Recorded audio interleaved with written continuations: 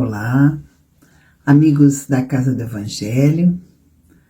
Nós, mais uma vez, estamos aqui com o objetivo de conversar com os irmãos sobre um tema importante de todos os tempos, em especial da atualidade, que é a valorização da vida em família no aspecto dos desafios da convivência familiar, conforme a solicitação da direção da casa, no engajamento que faz na campanha da Federação Espírita do Rio Grande do Sul, neste mês de setembro de 2025, sobre a valorização da vida.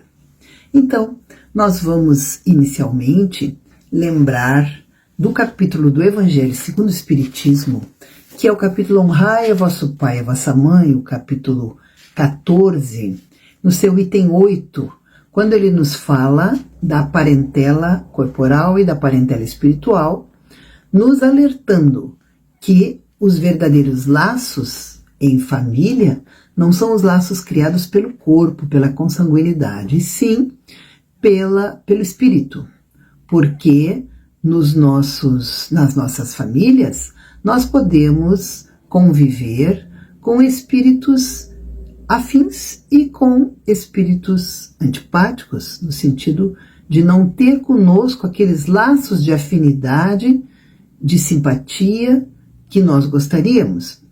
E isto, nós sabemos, se dá e se explica pelo princípio da reencarnação, que a doutrina espírita traz com muita clareza, para que a gente compreenda como é que podem filhos educados da mesma forma, nascidos do mesmo pai, da mesma mãe, criados no mesmo ambiente, com as mesmas condições, muitas vezes têm comportamentos tão diferentes no relacionamento com seus pais, ou entre si, entre os irmãos, enfim.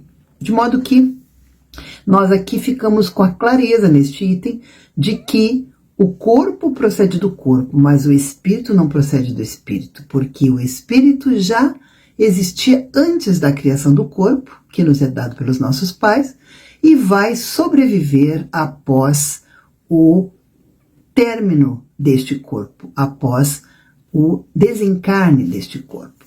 De modo que nós vamos encontrar as famílias que se estabelecem pelos laços espirituais e as famílias estabelecidas puramente pelos laços corporais.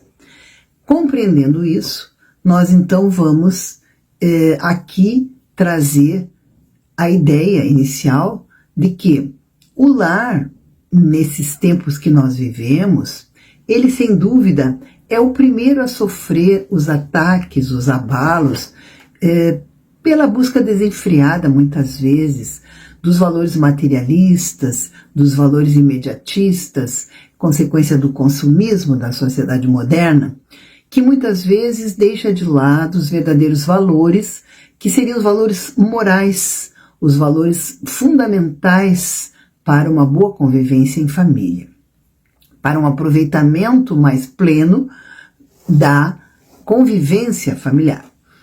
Então, se as divergências domésticas elas cresceram, gerando desequilíbrios, gerando desajustes, muitas vezes se corporificando na forma de separações, de abandonos, de atritos, discussões intermináveis entre pais, entre filhos, entre cônjuges, muitas vezes situação comum entre as famílias, compete a nós tentarmos trabalhar intimamente o nosso eu interior para que nós possamos, no dia a dia, enfrentar estas dificuldades geradas por esta inversão, digamos assim, de valores e que nos leva muitas vezes a descuidar dos compromissos familiares.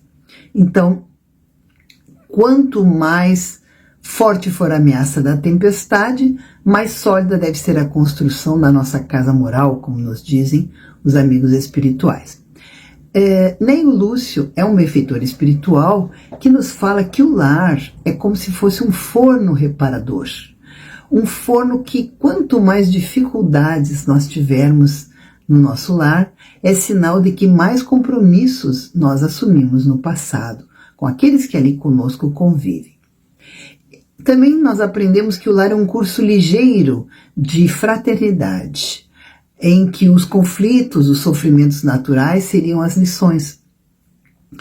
Todas as experiências que nós partilhamos na vida doméstica são como que um verdadeiro material extremamente rico e profundo, na verdade, que nós teríamos para trabalhar nessa conquista dos valores mais elevados. É aí que se faz mais importante a necessidade de nós desenvolvermos a tolerância, a paciência, a compreensão, o entendimento, o perdão, a bondade, o trabalho, a gratidão. Enfim, é assim que nós vamos trabalhando a renovação de nós mesmos, pela busca destas virtudes, pela exemplificação destas virtudes. Nos nossos lares nós vamos realmente nos melhorando e de alguma forma melhorando o grupo com o qual nós estamos convivendo mais intimamente na nossa família. O Emmanuel, ele responde quanto ao que nós precisamos para vencer estas lutas domésticas. E ele diz assim, que nós devemos nos revestir de paciência, de amor, de compreensão, de devotamento, de bom ânimo e de humildade. Então os deveres de cada um de nós, como pais, como mães, como filhos, como irmãos, se eles forem bem cumpridos e se eles forem levados com alegria, isso faz com que o lar seja realmente um ambiente de paz e de satisfação. Nós não devemos exigir dos nossos familiares aquela conduta equilibrada que compete a cada um de nós. Na verdade, a nossa tendência é exigir dos nossos familiares o equilíbrio, a serenidade, a paciência, a calma, a tolerância, e muitas vezes nós nos esquecemos que nós, primeiramente, precisamos nos cobrar essas virtudes e procurar buscar exercitá-las, não é? Até porque nós não deveríamos esperar dos nossos familiares aquela santidade, aquela perfeição que nós também estamos muito longe de conseguir. Então a bondade e o sacrifício deveriam ser palavras que deveriam estar no nosso dicionário do cotidiano, da nossa convivência familiar. E não apenas palavras, mas principalmente ações, não é? A bondade e o sacrifício. Aquele jargão antigo, mas que ainda vale, é importante relembrar aqui, que a paz do mundo começa sob as telhas abaixo das quais nós nos abrigamos, sob as quais nós nos acolhemos. A paz do mundo começa sob as telhas que nos acolhem. Então, os nossos lares, eles deveriam funcionar, seria o ideal que eles fossem vistos, entendidos como uma oficina, como um hospital, como uma escola, como um templo, o templo da alma. Porque é no lar que nós vamos educando a razão e os sentimentos. É no lar, sob o alicerce do Evangelho, que nós vamos nos burilando moralmente e também participando desse burilamento moral daqueles que conosco convivem. Então, o Espiritismo, ele pode e ele efetivamente nos traz lições que nos ajudam muito nesse sentido, para que a gente consiga efetivamente aproveitar a convivência familiar de forma mais harmônica. O André Luiz, por exemplo, ele nos fala sobre a importância da oração, sobre a importância da prática da oração, e que todos aqueles que no seu santuário doméstico cultivarem a oração, efetivamente vão converter este lar num campo sublime das mais belas florações e colheitas espirituais. O Espiritismo nos traz uma palavrinha-chave, que é a palavra que faz a gente compreender efetivamente a causa dos nossos conflitos familiares, das nossas dificuldades em família e entender efetivamente a dinâmica familiar. Essa palavrinha-chave para que a gente compreenda tudo isso é a reencarnação. Porque a gente compreende claramente através da doutrina espírita que o filho que hoje nós acolhemos com tanto carinho, com tanto amor, ele pode ser o companheiro de outrora, ele pode ser um espírito afim, como nós dissemos a partir daquilo que está lá no item 8 do capítulo 14 do Evangelho. Ele pode ser um companheiro de experiências muito boas, experiências positivas nossas no passado, mas ele também pode ser um comparsa de erros passados. Então, os filhos, eles são espíritos ligados a nós por laços de afeição ou por laços de reparação. E a nossa obrigação é procurar acolhê-los como espíritos que são e auxiliá-los a vencer nessa etapa atual. Então a gente se reencontra sempre com companheiros, com espíritos simpáticos ou antipáticos a nós. De modo que as nossas realizações no bem ou no mal, no passado, as nossas realizações construtivas ou destrutivas é que vão definir, vão nos indicar, digamos assim, o grau de afinidade ou de antagonismo que nós temos com aqueles que conosco convivem, né? A simpatia ou a antipatia serão para nós um indicativo de experiências prévias positivas ou construtivas ou destrutivas. Então, as nossas eventuais realizações antigas que nos tenham feito contrariar a lei divina, que nos fizeram andar pela senda do crime, da violência, da vingança, do vício, da sexualidade desregrada, tudo isso faz com que a gente tenha cultivado e venha cultivando certas antipatias que, infelizmente, às vezes a gente ainda não conseguiu vencer. Então, são conflitos que nós vamos gerando e que proporcionam, muitas vezes, a obsessão, não é? Os desafetos na esfera espiritual e também as relações torturantes na vida física, na vida atual, quem sabe na nossa família atual. Portanto, nós poderíamos ter aqui o nosso pai despótico, a mãe descuidada dos deveres, o filho rebelde e viciado, o esposo infiel ou violento, a esposa excessivamente ciumenta, o parente invejoso, o irmão dominador. Pelo contrário, se nós tivermos tido relações construtivas, construções benéficas, relações amorosas e harmoniosas, nós teremos então o pai desvelado, nós teremos a mãe carinhosa, o esposo dedicado, a esposa abnegada, o filho amoroso, o irmão protetor, são indicativos das nossas relações do pretérito. Todas elas podem ser, obviamente, refeitas, devem ser, e a experiência em família é a grande oportunidade que nós temos de refazer esses caminhos, de reestruturar essas relações, não é? Procurar estabelecer relações familiares saudáveis neste momento, para que o futuro seja de mais harmonia, de mais alegria e de consciência mais tranquila e em paz para nós e para aqueles que conosco convivem. Então, os pais, e também o Espiritismo tem um ensinamento muito importante quando ele nos diz que os pais que se desvelam e se dedicam e às vezes não conseguem encontrar nesta vida a reciprocidade do filho que muitas vezes é extremamente rebelde, não é? O Espiritismo ensina que a boa semente, ela lançada na terra, jamais será perdida. Jamais. Portanto, em algum momento, as boas lições que nós possamos trazer aos nossos filhos, ou aos nossos cônjuges, ou aos nossos demais familiares, elas haverão de germinar no momento oportuno. O Kardec, como grande pedagogo, discípulo de Pestalozzi, sempre nos ensinou que a renovação da humanidade só se pode dar através da educação.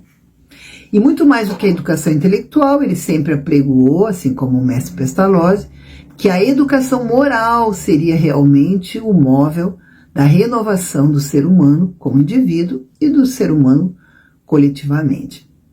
Então, a nossa responsabilidade como pais, como avós, como responsáveis por crianças e por jovens que voltam para a esfera física é muito grande. E lá no Evangelho, no capítulo 14 também, no item 9, nós vamos ouvir dos Espíritos exatamente o ensinamento de que os nossos cuidados e a educação que nós dermos às crianças e aos jovens que vêm conosco na nossa família vão ajudar no seu bem-estar futuro, no seu aperfeiçoamento, no seu progresso moral. Então a gente lembra aqui que a palavra instrui, mas os exemplos arrastam. Portanto, os filhos, não podemos esquecer, imitam os pais, tanto na infância, quanto também copiam os modelos na adolescência e até na vida adulta. Nós carregamos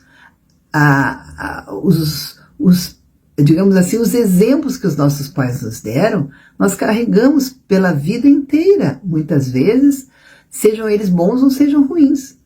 E aí nós precisamos nos libertar, fazer um esforço para nos libertar dos exemplos negativos que tivemos e ao mesmo tempo usufruir, aproveitar e multiplicar os exemplos positivos que tivemos.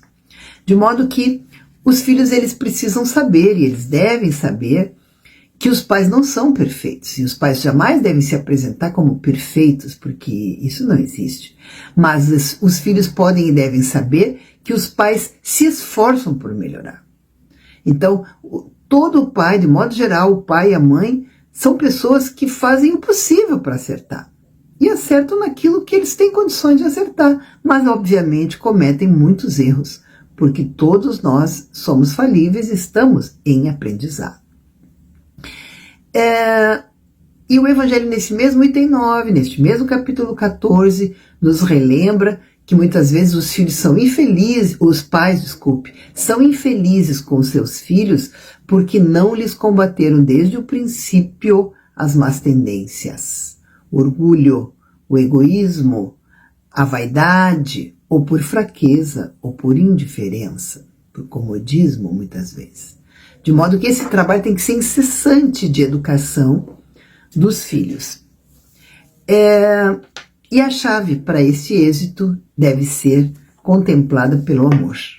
Então, as escolas do mundo, elas estão sempre com o seu papel e têm esse papel fundamental de enriquecer o cérebro.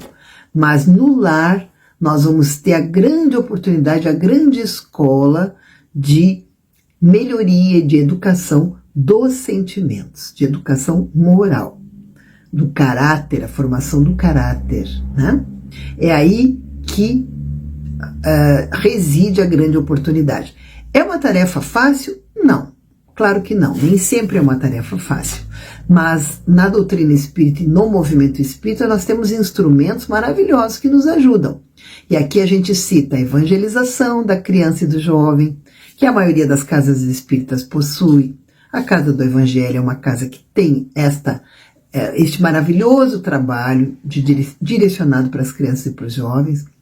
Outra coisa tão importante que toda casa espírita cita, relembra, ensina, sugere, é o culto do Evangelho no lar, que é tão importante para que nós mantenhamos o equilíbrio moral e espiritual do nosso lar, a vibração harmônica, onde a gente tem alguns minutos para refletir sobre páginas e orar em família e atrair os bons espíritos que tanto nos ajudam a resolver problemas familiares e a manter o equilíbrio e a sustentação espiritual do nosso lar. Então a espiritualidade vai sendo desenvolvida e isto é um instrumento poderoso para a convivência em família de forma harmônica. Além da evangelização no lar, da criança, além do evangelho no lar, nós não podemos deixar de citar a presença frequente, sistemática, contínua à casa espírita, assistindo às palestras, às exposições doutrinárias, tomando os passes, né? Participando do apoio espiritual, os trabalhos que a casa oferece de apoio espiritual. E também nós não podemos deixar de citar a riquíssima literatura espírita. para crianças, para jovens, para adultos, para todos nós. Uma literatura que tem de todos os gêneros e que precisa ser por nós explorada e conhecida para que a gente efetivamente consiga se auto-iluminar e assim melhorar as nossas relações, a nossa convivência em família. Nós queremos citar aqui o autor Alírio de Cerqueira Filho, na sua obra Saúde das Relações Familiares, onde ele alerta que às vezes o espírita ele não consegue compreender perfeitamente a questão do livre-arbítrio e da lei de causa e efeito e acha que a convivência com os seus familiares mais difíceis tem que ser uma convivência sob a qual nós estamos algemados. E não pode ser desta forma, não pode ser por imposição, tem que ser por conscientização esse desenvolvimento do amor e da harmonia. Então, muitas vezes não é um exercício fácil, que exige de nós renúncia, dedicação, exige tolerância, respeito, mas a gente efetivamente tem que se conscientizar disso e não achar, bom, eu preciso de qualquer forma, como uma coisa pesada, como uma carga difícil, tolerar aquele familiar para não voltar com ele, para me livrar dele. Não é assim que funciona o que deveria funcionar. Então nós precisamos de fato irmos vendo em que nós podemos nos melhorar para aceitar melhor o outro, mas primeiro nos aceitando, não é? Também nos valorizando, estabelecendo certos limites que não devem ser desrespeitados. É importante que nós tenhamos autoconfiança para poder confiar no outro. E é claro que todos nós gostaríamos de estar num grupo familiar perfeito, em que não houvesse problemas e dificuldades e plena harmonia. Só que isso ainda não é para o nosso mundo, no nível espiritual em que nós nos encontramos. Então, nossa obrigação, sim, é tentar investir de forma que a nossa família se torne cada vez mais harmônica. Este autor, ele compara, inclusive, ao investimento que a maioria de nós faz na nossa saúde física, na nossa alimentação, na nossa higiene, na higiene do nosso lar, na decoração do nosso lar, no desenvolvimento saudável a partir de exercícios físicos, né? Da academia, enfim, nós investimos tempo, dinheiro, energia na nossa saúde, no nosso bem-estar e no nosso conforto material. Se assim é, nós também deveríamos e precisamos investir tempo, energia, conhecimento e até dinheiro, quem sabe, na nossa melhoria moral, nossa melhoria psíquica e moral, para que a gente de fato consiga conviver com mais harmonia, com mais paz, com mais alegria de viver, tentando estabelecer relacionamentos mais saudáveis, com mais equilíbrio emocional na nossa convivência familiar, para que a gente, através das orações que a gente já falou, das reflexões, das leituras, da frequência Casa Espírita, onde a gente carrega a pilha, e também em encontros de harmonização com os nossos familiares, no culto do Evangelho, levando os filhos na evangelização, ensinando-os a orar e, por nosso lado, também nós orando conforme a gente aprende, conforme a gente aprendeu com o Mestre Jesus. Então, meus amigos, para encerrar essa nossa conversa rápida, nós vamos trazer aqui uma pequena frase de Emmanuel, onde ele nos diz que o Instituto Doméstico é uma organização de origem divina, em cujo seio nós encontramos os instrumentos necessários ao nosso próprio aprimoramento para a edificação do mundo melhor.